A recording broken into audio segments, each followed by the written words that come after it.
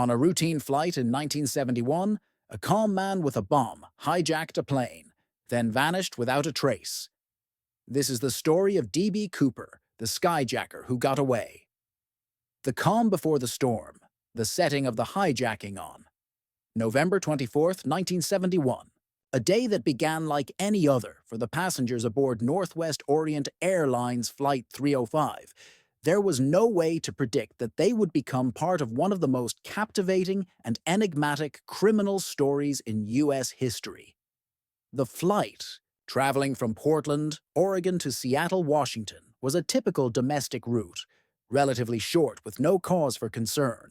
There were 36 passengers aboard and a crew of 6, including the captain, first officer, and flight attendants. If you love unsolved mysteries and thrilling crime stories, make sure to like this video, subscribe for more, and drop a comment. What do you think happened to D.B. Cooper? Among these passengers was an individual who would soon capture the nation's attention, known by the pseudonym D.B. Cooper. At the time, he was just another middle-aged man, dressed in a sharp suit, with neatly combed hair and an aura of quiet normalcy. But behind that calm demeanor was a carefully orchestrated plan, one that would shock everyone aboard the plane, as well as law enforcement and investigators across the country. The beginning of the hijacking was both subtle and dramatic. Cooper, who was seated in a rear window seat, first caught the attention of flight attendant Florence Schaffner when he passed her a note. Initially, Schaffner thought it might be a love letter, something innocent or even flirtatious. However, when she opened the note, it was clear that Cooper had far more sinister intentions. The note was brief, but its message was clear. He had a bomb in his possession and was demanding money, parachutes, and an escape route. "I have a bomb in my briefcase. I am hijacking this plane. I want 200,000, 4 parachutes, and a fuel truck standing by in Seattle to take me to Mexico City. Do not alert the authorities, or I will detonate the bomb." For Schaffner, this was a chilling moment. She did not alert the other passengers right away, but she discreetly passed the note to the cockpit crew. Within moments, the atmosphere in the plane began to shift. There was no immediate panic, but the gravity of the situation was starting to settle in. The calm nature of Cooper himself, however, seemed almost paradoxical. He was not aggressive or frantic. He was calm, collected, and precise in his instructions. The plan begins to unfold. The cockpit crew, upon receiving the alarming message, quickly contacted air traffic control. There was a sense of urgency, though no immediate panic, as the situation was contained so far to the plane's crew and flight attendants. Cooper, now fully in control of the situation, began to issue specific demands.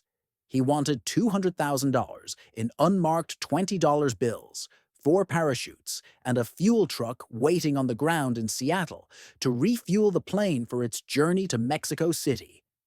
Cooper's knowledge of aviation and the way he spoke to the crew suggested that he was not an ordinary criminal.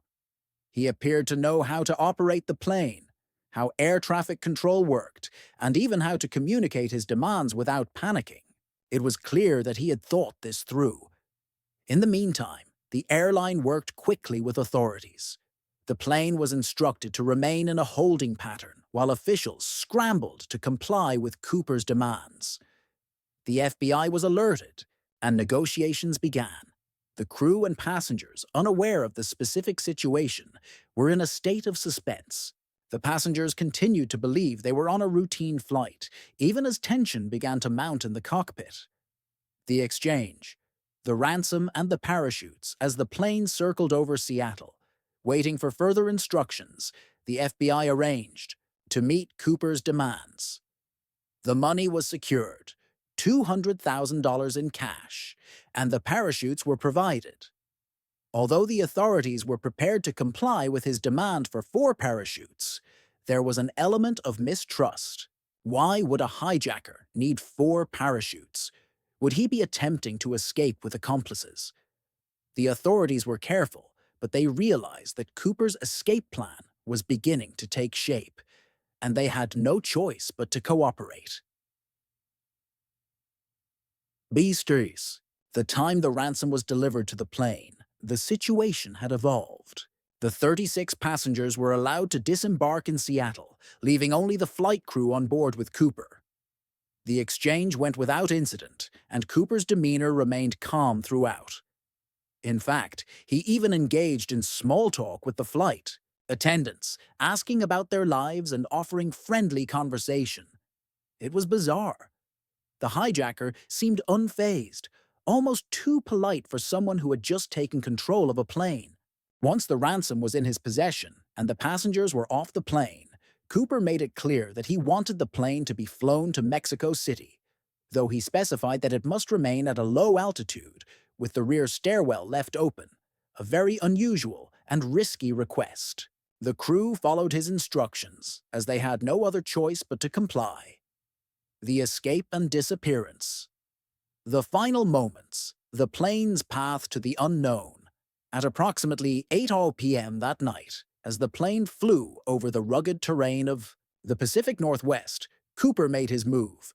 With the plane flying at a low altitude, around 10,000 feet, and at a speed of 200 knots, he opened the rear stairwell door. The crew didn't immediately realize what had happened. They had been focused on maintaining the plane's speed and altitude, as Cooper had demanded, when suddenly the aft stairwell door opened. There were no immediate sounds of chaos or alarm, which further added to the mystery. In fact, the flight attendants did not even know Cooper had jumped until later. As the crew worked to keep the plane in a steady and safe flight path, Cooper, in an act of extraordinary audacity, leapt into the cold night air, carrying the ransom money and a parachute. The plane continued to fly on autopilot for a short time, unaware that the hijacker was gone. The immediate response. A search begins. The crew quickly realized something was amiss. After ensuring that all of the remaining passengers were safe and accounted for, they began to check the plane's systems, looking for any signs that something had gone wrong. It was only then that they realized the rear stairwell had been opened.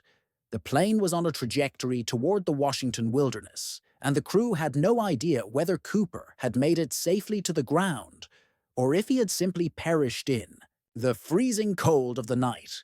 Authorities were immediately notified, and an intense search began, led by the FBI, local law enforcement, and military personnel. Despite the comprehensive efforts to locate Cooper, no trace of the hijacker was found. For years, the search remained unsuccessful. The wilderness of Washington's Cascade Range and the Columbia River were combed thoroughly, but the mountainous terrain, dense forests, and inclement weather made the search incredibly difficult.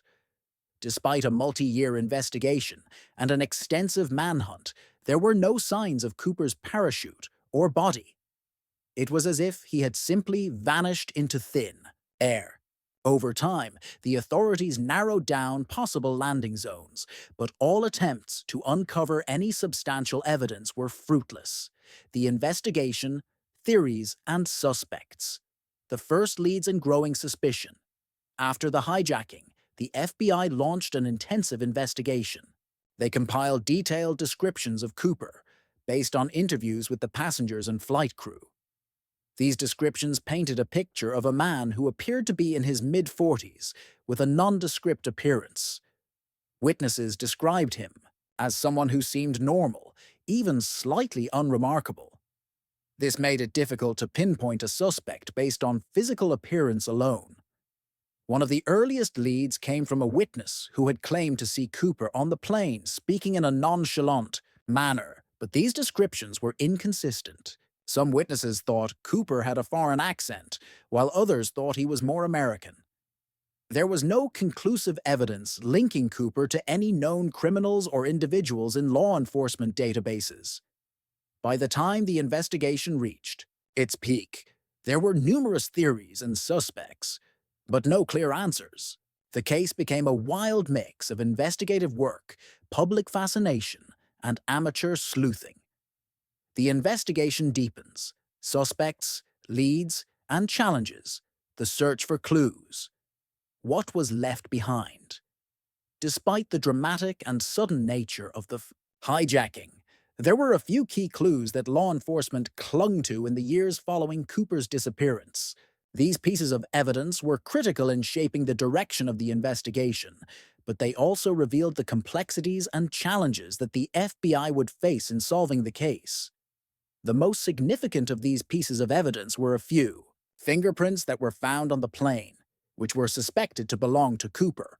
However, these prints were not definitive. There was not enough clarity to match them to a known individual in the databases at the time.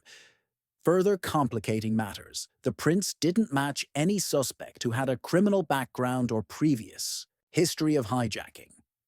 While the fingerprints were a lead, they ultimately didn't offer any breakthrough, leaving authorities in a frustrating situation. In addition to the fingerprints, one of the most intriguing discoveries came in 1980. A young boy, while playing near the Columbia River, found a decaying bundle of cash. Upon closer inspection, it was discovered that the serial numbers on the bills matched those that had been given to Cooper as ransom. This discovery gave investigators new hope, but it also raised more questions than answers. How had the money ended up by the river? Had Cooper survived the jump, or had he met an unfortunate fate in the rugged terrain? The discovery of the cash sparked new waves of speculation, but once again, the trail went cold. No other physical evidence, such as a parachute or Cooper's body, was ever recovered in the area, despite extensive searches. Theories and speculation. Theories on Cooper's identity. With few solid clues and no conclusive leads, the D.B. Cooper case was left to speculation and a variety of theories. Over the years, these theories have ranged from the mundane to the outlandish, as amateur sleuths, journalists, and even retired FBI agents have attempted to solve the mystery. Some of the most prominent theories include the military paratrooper theory. One of the most common theories suggests that Cooper had a military background, specifically in paratrooper or skydiving operations. This theory is based on several key aspects of the hijacking. First, Cooper knew about the specific type of parachutes he requested. He asked for military-grade chutes, not standard civilian ones. Additionally, his knowledge of the rear stairwell's nose, operation, and the plane's flight path also suggested a high level of aviation and parachuting expertise. Many people who have studied the case have pointed out that only someone with a military background would be capable of executing such an escape with the precision Cooper displayed. This theory led investigators to focus on military personnel, who may have been stationed at nearby bases or who had experience with high-altitude parachuting. Some theories even suggested Cooper might have been a disgruntled military member who used his knowledge of the system to commit the hijacking and escape. The career criminal theory. Another theory is that Cooper was a career criminal who had evaded the authorities for years before attempting the daring hijacking. This theory is based on the fact that Cooper was calm and collected throughout the hijacking, demonstrating knowledge of both the criminal world and the aviation system. Some investigators hypothesize that Cooper may have had experience with other crimes such as bank robberies or heists and used his understanding of law enforcement tactics to outsmart the authorities. This theory also highlights Cooper's meticulous planning and his willingness to take a huge risk. It was thought that such an individual would not only have the audacity to hijack an airplane, but would also know how to disappear afterward, potentially using fake identities or hiding in plain sight for years. The plane engineer or aviation's worker theory. A third theory that gained traction was that Cooper might have been someone with a background in aviation, possibly even a former airline employee. Some pointed out that only someone familiar with how planes worked and how to execute a parachute jump from a Boeing 727 would be able to pull off the heist with such precision. This theory suggested that Cooper might have been a former airline mechanic, flight engineer, or someone who worked in aircraft maintenance. People who would know the inner workings of an airplane and its systems. In support of this theory, investigators noted that Cooper seemed comfortable in the cockpit and knew exactly what he was asking for when it came to the parachutes and flight path.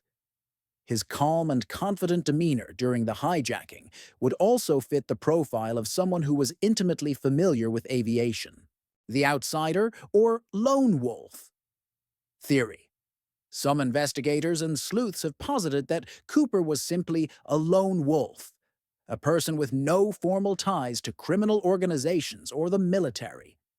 This theory suggests that Cooper was an individual who had planned the hijacking meticulously on his own, without the help of accomplices. According to this theory, Cooper's jump was well executed, not due to military or criminal experience, but because he had studied skydiving or had previous experience on his own.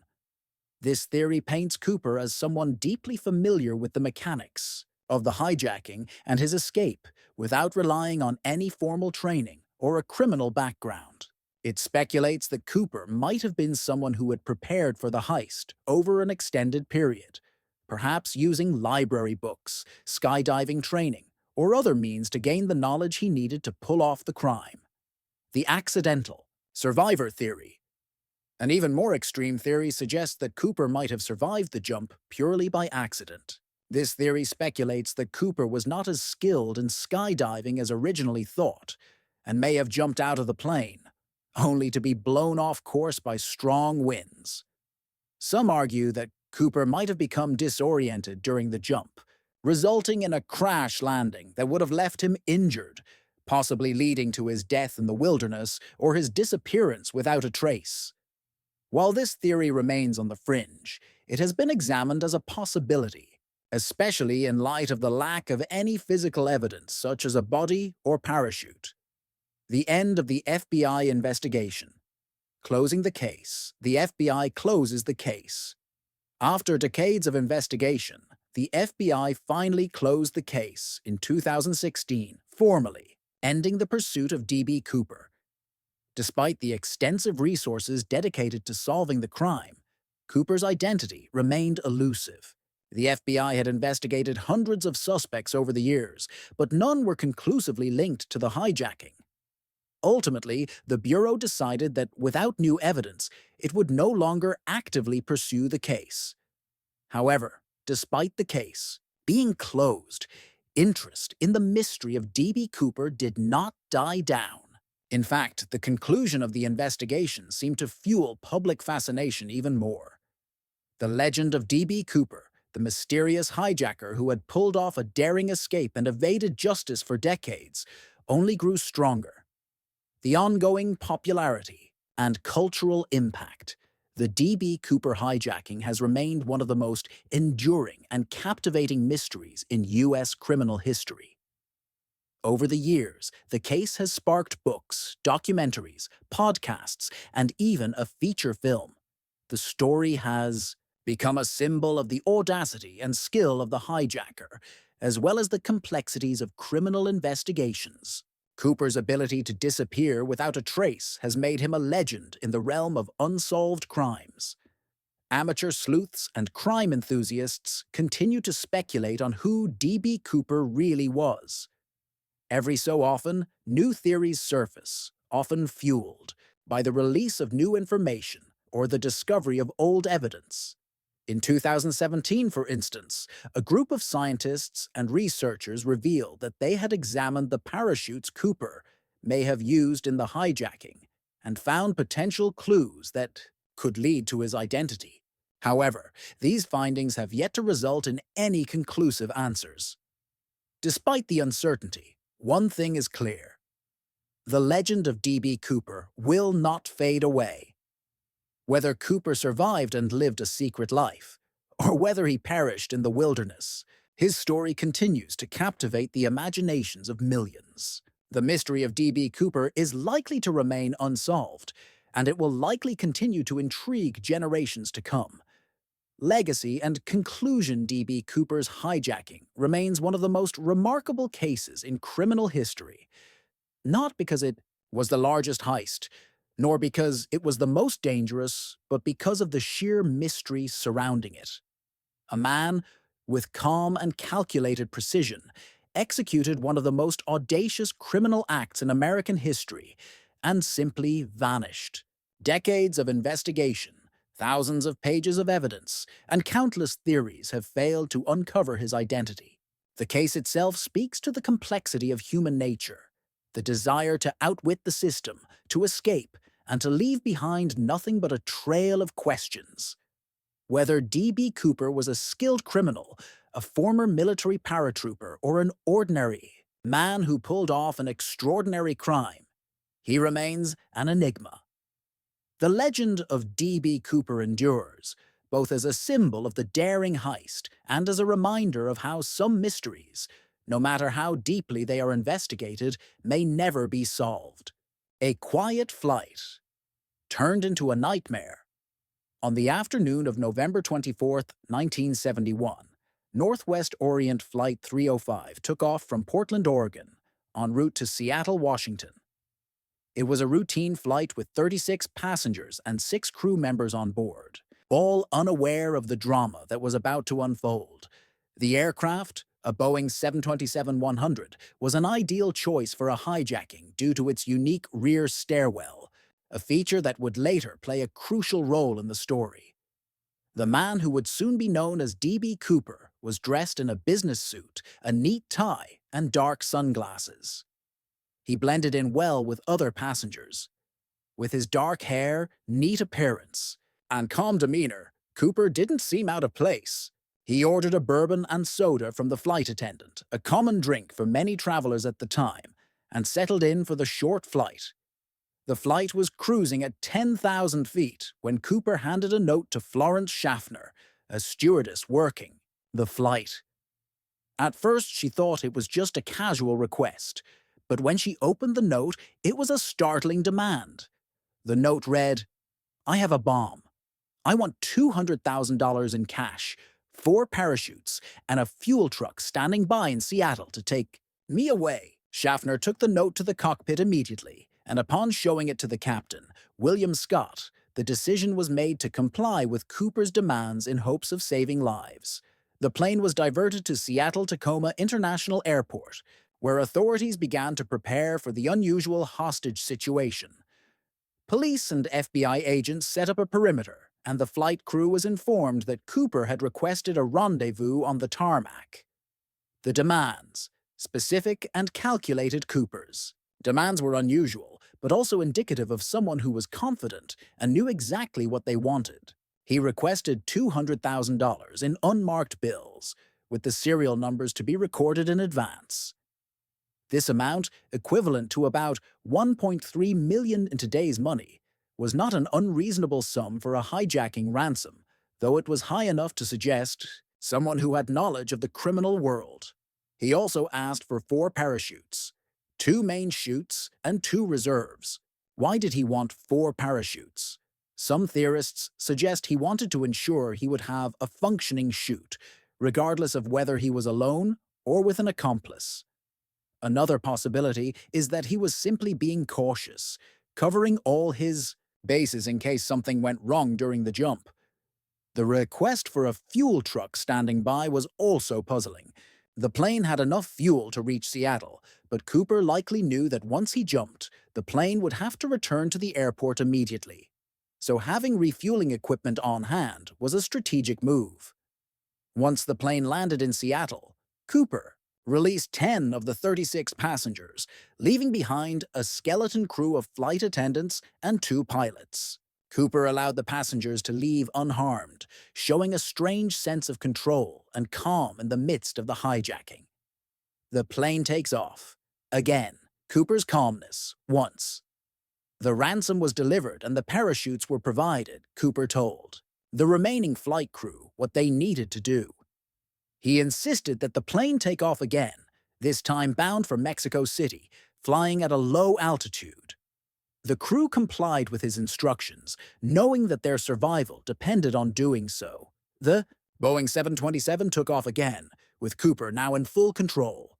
The pilots were instructed to keep the plane flying at about 10,000 feet and to maintain a slower than usual speed, likely to allow Cooper to jump off. Cooper kept to himself, and only when the plane was over a remote stretch of land did he act. After a few hours of flying, he signaled to the crew that he was ready to make his escape. He opened the rear stairway door, an unorthodox move for a hijacker. The 727's rear stairs were not commonly used in such incidents and would have been a very difficult exit point for anyone who wasn't familiar with the aircraft's design. But Cooper seemed to know exactly what he was doing. As the plane was Geos, cruising over the dense, forested terrain of the Pacific Northwest, Cooper made his move. The crew reported a sudden drop in pressure in the cabin. Moments later, they realized that Cooper had parachuted out of the aircraft into the night. The hijacking was over. The FBI investigation, early challenges, the immediate response. Once the plane landed in Reno, Nevada, the FBI was immediately on the scene, preparing to investigate what had just happened. Authorities began to carefully piece together the details of Cooper's escape. The challenge was that, aside from the ransom money, there were no physical traces of Cooper. The lack of forensic evidence made the investigation even more difficult, and as time passed, the frustration only grew. Within days, the FBI began to track down possible suspects, starting with individuals who had criminal backgrounds or a history of hijacking. They also focused on potential connections to skydiving experts or former military personnel. The FBI's initial theory was that Cooper had parachuted into the wilderness, and they immediately began organizing search efforts in the remote areas over which the plane had flown. The search efforts, the FBI, along with local law enforcement, and search teams scoured the forests and mountains of Washington and Oregon for any signs of Cooper. Despite their efforts, they found no trace of the hijacker or the parachutes he had used. One of the key challenges they faced was the rough terrain, which made it nearly impossible to search effectively. In the following weeks, the search was expanded to include the Columbia River and other waterways in the area. Yet again, no concrete evidence surfaced. The lack of a body, parachute, or any remains was perplexing. Over time, it became clear that Cooper's escape had been meticulously planned, and he had managed to vanish without a trace. Theories and possible suspects, unraveling the mystery suspect profiles. Key individuals. Considered, over the years, dozens of individuals have been named as possible suspects in the D.B. Cooper case. These suspects were often chosen because of their backgrounds, behavior, or coincidences that made them stand out in the investigation. However, none of these individuals were conclusively linked to the crime. Richard McCoy, the skyjacker who may have been Cooper Richard McCoy, a man who successfully hijacked a plane in 1972, was one of the most prominent suspects. McCoy's crime, while similar to Cooper's, was carried out less skillfully. However, some believed McCoy may have been Cooper, especially considering the similarities between the two crimes. Both hijackers demanded similar ransoms and parachutes, and both used planes to escape. McCoy, however, was caught after a few days, and the FBI cleared him of being Cooper after his death. Kenneth Christiansen, the ex-pilot who fit the profile. Another key suspect was Kenneth Christiansen, a former Northwest Orient Airlines employee. Christiansen had the knowledge of the airline system, the plane, and the mechanics of skydiving. He was also described as having a similar physical build to the composite sketch of Cooper. His brother, a retired detective, publicly suggested that Christiansen might have been the infamous hijacker. However, no concrete evidence ever confirmed this theory. L.D. Cooper, the relative of the hijacker. A more recent theory brought attention to L.D. Cooper, a man who was purportedly related to D.B. Cooper and who had a strange connection to the crime. Some believe that the hijacker may have been a distant relative of this individual, using the name DB as an alias. While this theory gained some traction, it remains largely speculative. The ongoing public fascination and cultural legacy. The D.B. Cooper case has become a part of American folklore. The mystery surrounding his identity, his daring heist, and his seemingly flawless escape have kept the story alive in popular culture. Books, documentaries, podcasts, and even movies have centered on the case, creating an enduring legacy. Despite the FBI's official closure of the case in 2016, amateur sleuths, conspiracy theorists, and journalists continue to dig for clues. New theories are proposed, and old leads are re-examined. But still, no one has been able to solve the puzzle of D.B. Cooper's true identity. As time passes, the myth of Cooper grows. The notion of a man successfully carrying out a heist, jumping from a plane in the dead of night and vanishing into the wilderness, has inspired generations of crime enthusiasts. Cooper's name has become synonymous with daring escapes and unsolved mysteries. Certainly, let's expand further with more in-depth chapters, giving a detailed exploration of the case, its theories, and all of the critical components. These subsections will add significant breadth to the narrative, and we'll dive deep into different perspectives and theories related to D.B. Cooper's identity and escape. Historical context. The Golden Age of Hijacking. Hijackings and aviation in the 1970s. The D.B. Cooper case took place during what is often referred to as the Golden Age of Hijacking. The 1970s were a turbulent time for aviation security. Hijackings were disturbingly common, with numerous high-profile cases occurring over the decade.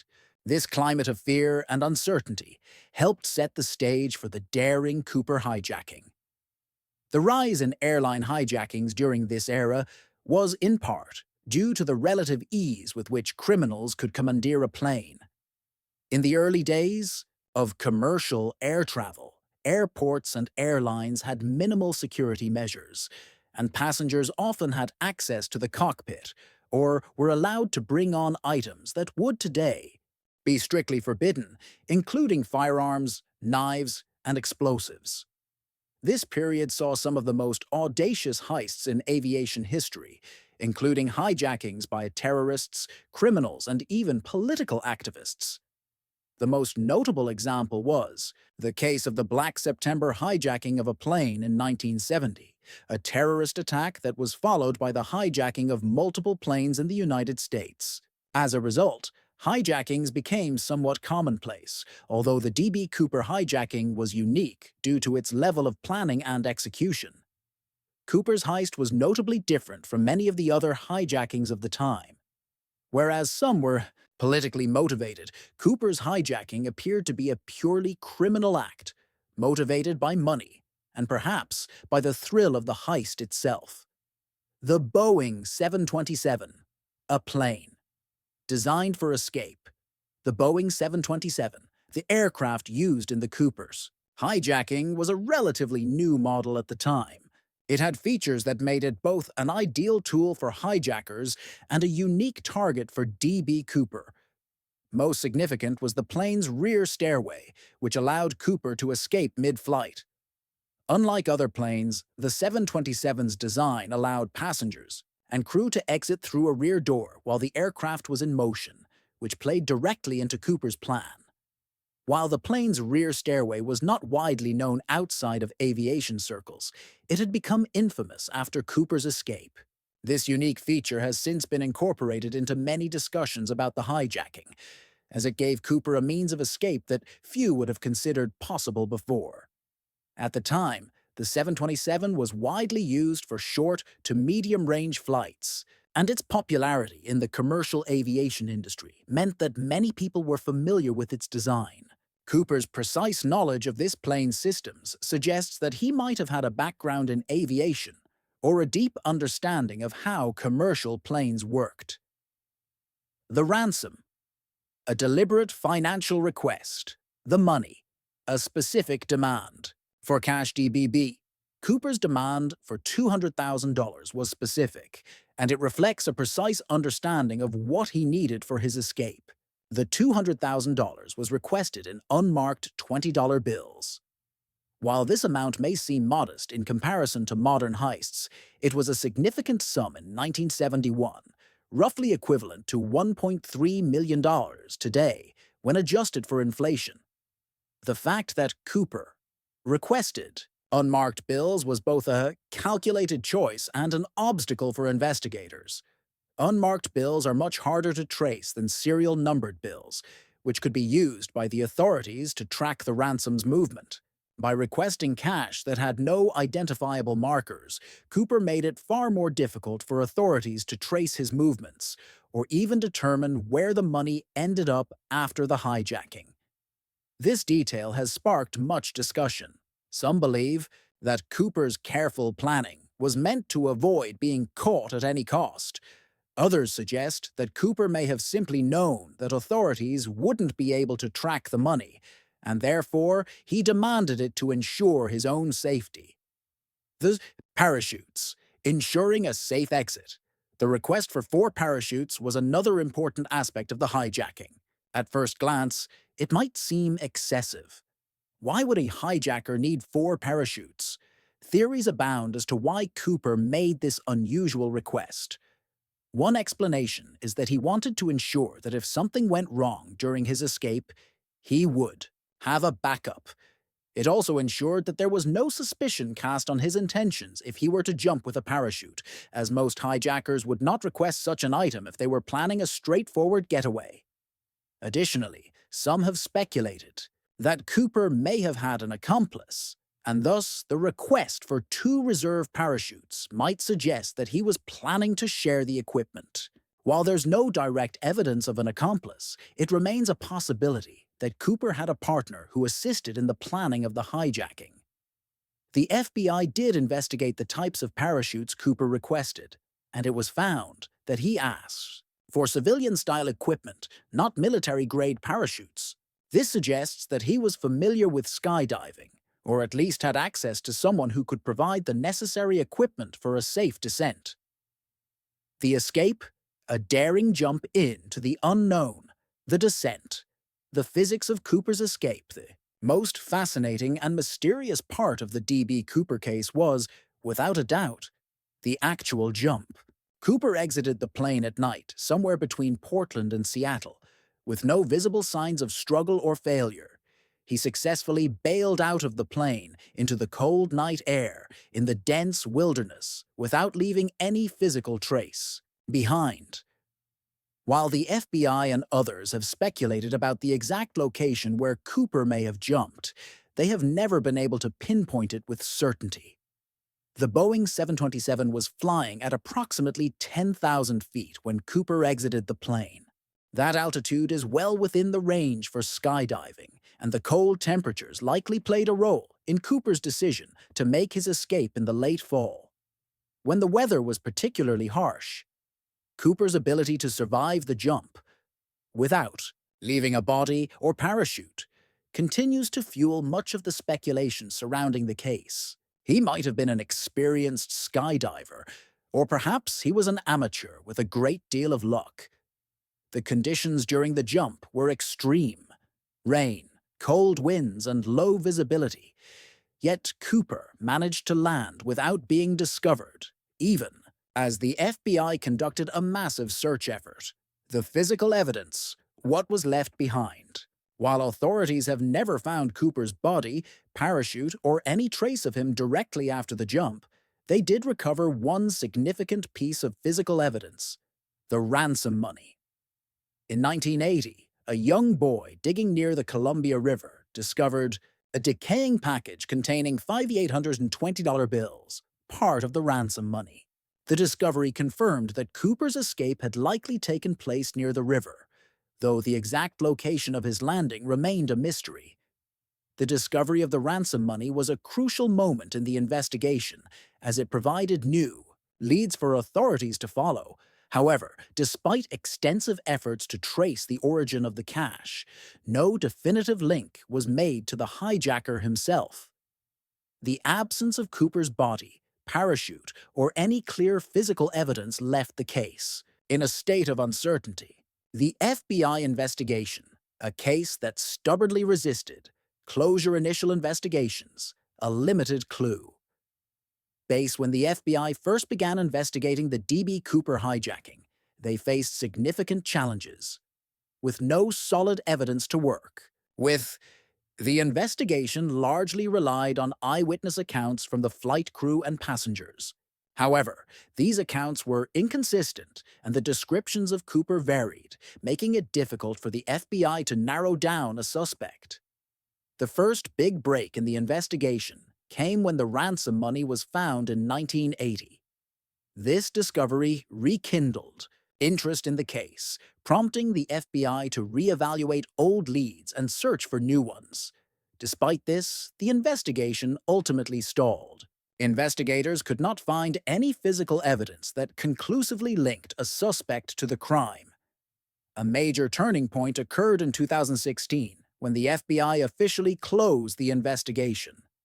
The announcement stated that the case had gone cold, and without new evidence, they would not continue pursuing it.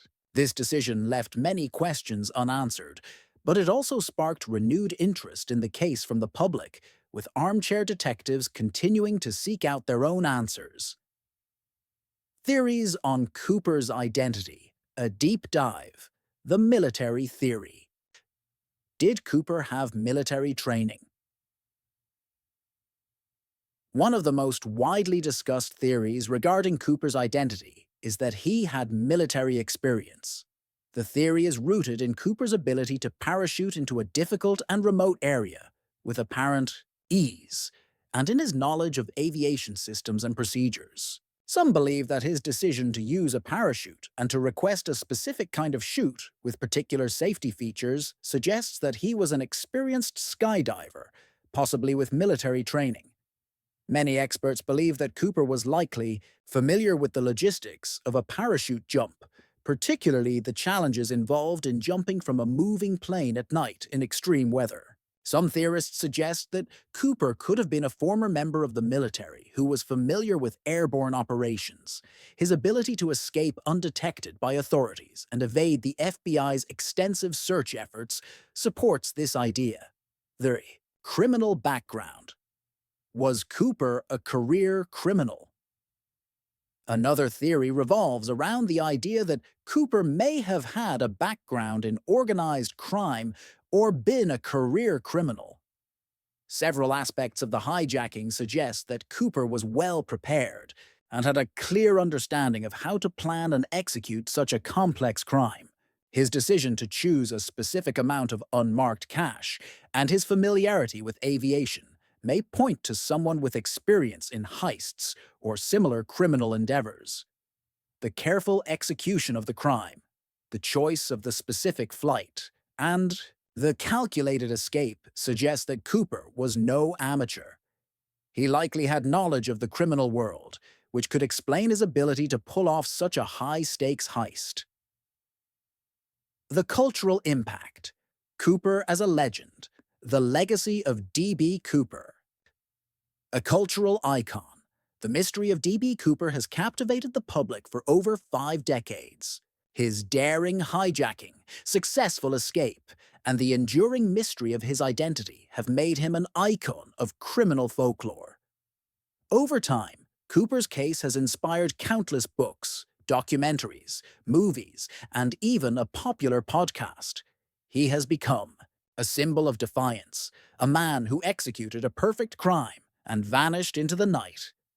The image of D.B. Cooper, calm, calculated, and elusive, has shaped the public's perception of him as a criminal mastermind, one whose identity will forever remain a mystery.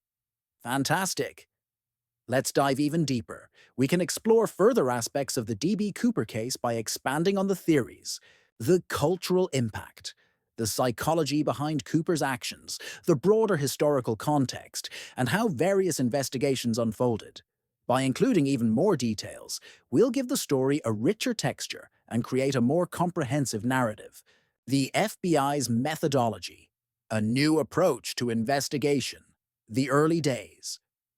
An investigation based on limited information. From the moment the plane touched down in Seattle, the FBI was thrust into a high-stakes investigation that seemed almost impossible to solve. In the early days of the investigation, the agency had little to work with. The suspect's appearance was vague, and there were no clear leads to follow. Witness statements from the flight crew and passengers varied in their descriptions, and no one on the plane had seen Cooper's face clearly, which made it even more difficult to track down potential suspects. In the absence of concrete information, the FBI began by interviewing anyone who'd been on the plane that day. Flight attendants, passengers, and ground staff all became part of the puzzle. Despite all these interviews, the only piece of useful evidence was the note Cooper had passed to the flight attendant. Though the note had given the FBI a glimpse into Cooper's mindset, his clear demands and knowledge of how to handle such situations, the lack of physical evidence left the agency with little more than a few hunches. A limited scope, the X, early FBI theory. In the early stages of the investigation, the FBI followed a fairly standard procedure for investigating hijackings. They began by looking for potential suspects with backgrounds in criminal activity, particularly those with previous hijacking offenses or knowledge of skydiving and aviation. The agency also investigated the possibility that Cooper could have been a disgruntled former airline employee, which would have explained his familiarity with the aircraft. Additionally, the FBI hypothesized that Cooper may have had military training. After all, his ability to survive a nighttime jump with no visible signs of failure suggested that he had some experience in airborne operations. The investigation's early theory revolved around these possibilities, but it quickly became clear that the case would be far more complicated than anyone had imagined. The anatomy of a hijacking. Breaking down the plan Cooper's premeditation. How he planned the perfect crime. One of the most remarkable aspects of the D.B. Cooper case is the apparent level of premeditation involved. Cooper's crime was not a spur-of-the-moment decision. It was meticulously planned. His knowledge of the plane, the parachutes, and even the amount of ransom he requested indicates that he was not a common criminal, but someone who understood how to execute a heist with precision. It's been suggested that Cooper likely spent time studying the logistics of the Boeing 727, as well as the safety procedures of the airline. His demands for unmarked bills were not random. They were specifically chosen to avoid easy traceability. The choice of parachutes was similarly strategic, ensuring that Cooper had the best chance of surviving the jump. Even the selection of the flight was deliberate. Northwest Orient Flight 305 was a regular service between Portland and Seattle, which would have been familiar to Cooper.